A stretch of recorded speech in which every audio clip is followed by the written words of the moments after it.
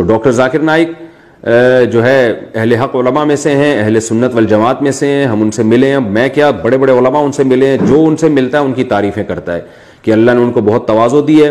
ان میں بڑی اچھی بات یہ ہے کہ ان کو اگر بتایا جائے کہ آپ سے یہ مسٹیک ہوئی ہے تو فوراً رجوع کرتے ہیں وہ، اور سنت کے پابند ہیں، تہجد کے پابند ہیں، دعاؤں کے پابند ہیں، معمولات کے پابند ہیں. تو اللہ تعالیٰ نے ان کو ان صفات سے نوازا ہے. اللہ تعالیٰ ان کی عمر میں خوب خوب برکت عطا فرمائے، اور جو پابندیاں دنیا میں ان پہ لگی ہوئی ہیں اللہ تعالیٰ وہ پابندیاں ان سے دور فرمائے. اور یہی ہماری رائے ہے. ان کے عقائد میں اور اہل سنت والجماعت کے عقائد میں کوئی فرق نہیں ہے. جو عقیدہ طحاویہ میں عقائد لکھے ہوئے ہیں اسی عقائد کے حامل ہے وہ. اور ایک طبقہ وہ ہے جو ان پہ بلا وجہ تنقیدیں کرتا رہتا ہے، اور تنقیدیں ایسی کہ الامان والحفیظ.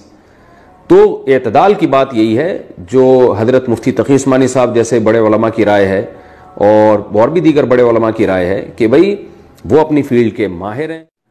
ڈاکٹر ذاکر نائک کے بارے میں علماء کا موقف کیا ہے؟ بہت سے علماء ڈاکٹر ذاکر نائک پر تنقید کرتے ہیں کہ وہ عالم نہیں، اور کچھ لوگ ان کو مجدد کا درجہ دیتے ہیں. کیا ڈاکٹر ذاکر نائک کو سننا درست ہے یا نہیں؟ حبیب صاحب سعودی عرب سے.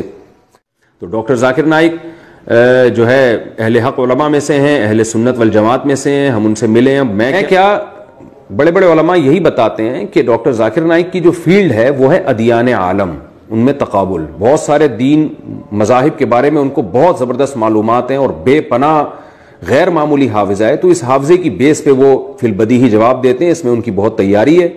تو یہ ان کی فیلڈ ہے، اس میں دنیا ان کی محتاج ہے. اس فیلڈ میں اور بھی بہت سے علماء ہیں، لیکن جس طرح سے ڈاکٹر ذاکر نائک نے جدید طریقوں کو استعمال کیا اور بے پناہ حافظے کا استعمال کیا، اس میں میری معلومات کی حد تک ان کی کوئی مثال نہیں ملتی. تو اس میں وہ امام ہیں لوگوں کے. اور ایک طبقہ وہ ہے جو ان پہ بلا وجہ تنقیدیں کرتا رہتا ہے، اور تنقیدیں ایسی کہ الامان والحفیظ.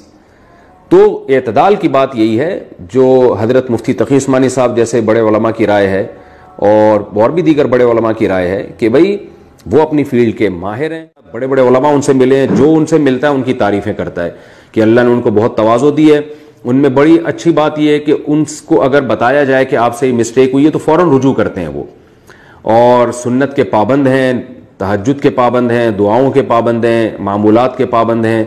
تو اللہ تعالیٰ نے ان کو ان صفات سے نوازا ہے. اللہ تعالیٰ ان کی عمر میں خوب خوب برکت عطا فرمائے، اور جو پابندیاں دنیا میں ان پہ لگی ہوئی ہیں اللہ تعالیٰ وہ پابندیاں ان سے دور فرمائے. اور یہی ہماری رائے ہے. ان کے عقائد میں اور اہل سنت والجماعت کے عقائد میں کوئی فرق نہیں ہے. جو عقیدہ طحاویہ میں عقائد لکھے ہوئے ہیں اسی عقائد کے حامل ہے وہ. یہ بات بہت سے علماء ان سے براہ راست پوچھ چکے ہیں، میں بھی پوچھ چکا ہوں.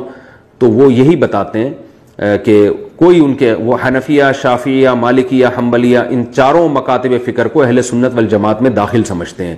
اور کوئی اگر فقہ حنفی کو فالو کرتا ہے یا فقہ شافعی کو فالو کرتا ہے اس کو برا نہیں سمجھتے. تو ان کا موقف اہل سنت والجماعت کے بارے میں بہت اچھا ہے. جس طرح ان کے بارے میں یہ الزامات لگتے ہیں کہ وہ بالکل ہی چاروں مکاتب فکر کو غلط سمجھتے ہیں، ایسا کچھ بھی نہیں ہے. وہ بہت معتدل قسم کے ایک عالم ہیں. عقائد میں وہی عقائد ہیں ان کے جو اہل سنت والجماعت کے عقائد ہیں. باقی غلطی انسان سے ہوتی ہے، ہم سے بھی ہو سکتی ہے، مسائل بتانے میں ان سے بھی ہو سکتی ہے. تو ان غلطیوں کی بیس پر کسی کو گمراہی کا فتویٰ نہیں لگایا جا سکتا، بلکہ یہ کہا جائے گا کہ بھئی یہ اس معاملے میں ان سے یہ خطا ہوئی ہے اور اس کی دلیل یہ ہے، جیسے کہ علماء کا ایک بات کرنے کا طریقہ ہوتا ہے.